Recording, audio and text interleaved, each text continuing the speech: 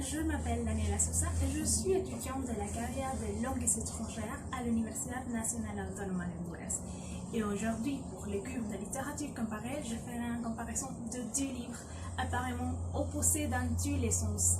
Il s'agit du roman Le Comte de Monte Cristo, écrit par Alexandre Dumas et publié de 1844 à janvier de 1846.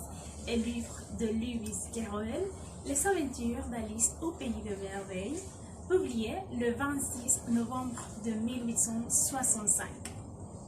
Le Comte de Monte Cristo raconte l'histoire d'un homme qui a été trompé par ses ennemis et envoyé à prison sans aucune raison du fait qu'il a été innocent de tous les crimes dont il a été accusé. Edmond Dantès échappe de la prison et il devient extrêmement riche grâce au trésor dont lui a parlé son ami l'Abbé Faria. Il a besoin de ses richesses pour accomplir sa vengeance du fait que tous ses ennemis étaient extrêmement riches. Quelqu'un était membre de la royauté. D'un autre côté, on a les aventures d'Alice au pays de merveilles, un fille qui a suivi un lapin par une graine et finalement il est arrivé à un monde étonnant, rempli de plantes extraordinaires et d'êtres vivants incroyables, du fait que tous les animaux parlaient et parfois ils étaient des chimères, comme le cas du griffon, même des autres êtres vivants comme le laquais ou les princes qui étaient des cartes mais aussi des êtres humains. Mais à quel point l'une ressemble à l'autre, vous vous demanderiez? Bon, apparemment rien. Cependant, il faut voir le contexte, le sens de l'histoire. Le deux livres mentionne membres de la couronne autour de toute l'histoire. À mon avis, et d'après de ce que j'ai compris des livres de la biographie de Chocotor, il les croyait complètement dans la forme de gouvernement de l'époque. Alexandre Dumas à la couronne et Lewis Carroll à l'influence de l'Église dans la vie de les personnes comme l'éducation et les croyances. Comme on sait déjà, Alexandre Dumas était un fidèle suiveur de Napoléon. En fait, c'est à cause de cela qu'il a été exilé de la France. Son livre fait référence que les personnes dans le pouvoir peuvent tricher et tromper des personnes pauvres pour parvenir à ce fin. Dans d'autres mots, que les personnes dans les pouvoirs n'étaient pas bons et qu'elles s'intéressaient seulement dans eux-mêmes. D'ailleurs, dans les aventures d'Alice au pays de merveilles, on voit le mauvais tempérament de la duchesse et qu'elle seulement s'est intéressée à Alice quand elle a été condamnée à mort par la reine. De plus, la reine voulait tuer à toutes les personnes qui faisaient une petite erreur.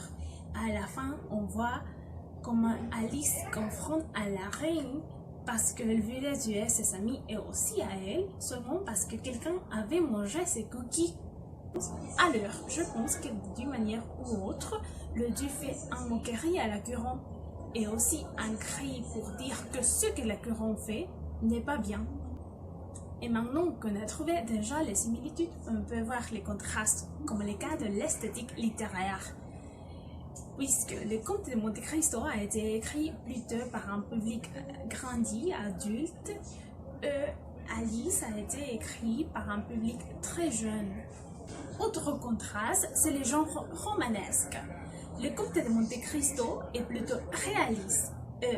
Les aventures d'Alice au pays de merveilles, d'aventures comme bien le mentionne le nom. Bon, ça c'est tout pour aujourd'hui. Merci de me regarder. Au revoir. À la prochaine.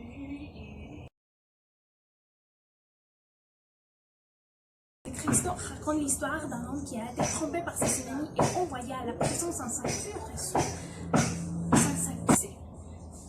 Edmond Dantès échappe de la prison et il devient extrêmement riche grâce au trésor dont lui a parlé son ami l'Abbé Faria.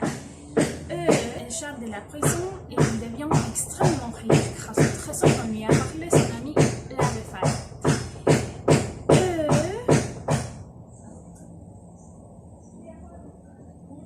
¿Ya terminado? Colombia, ¿estás bien? Vecinos, ¿están bien? Le Comte de Monte Cristo raconte l'histoire d'un...